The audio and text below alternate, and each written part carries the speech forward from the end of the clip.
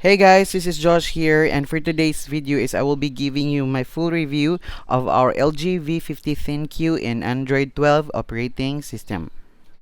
Yes guys, it's now almost September and I have updated this one in July, and so I've used this one for a couple of months and I'll giving you my full review. So let's start first with the camera. After using this one for a couple of months guys, I did not see any problem when it comes to its camera functions. So it's still a very big yes guys for the camera.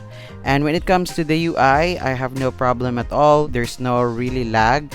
Now when it comes to its performance, all I can say is that this phone is still a beast in 2022. And after updating it in Android 12, there is really no problem. Yes.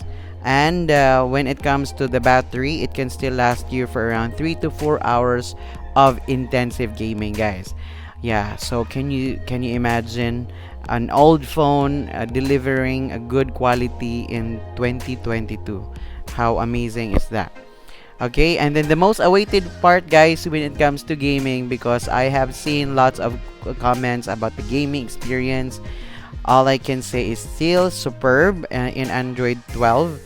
I've been playing Mobile Legends for quite some time, and the graphic it's still nice, and it even surpasses my expectation while I was using my iPhone 10R.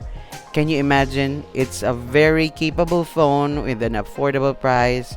So yes, it's still a very big yes if you're looking for a budget-friendly phone with good performance.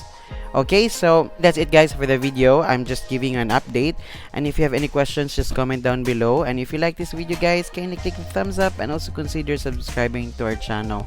And I will be reviewing also the iPhone 10R soon. Okay, so once again guys, this is Josh. I'll see you in our next video.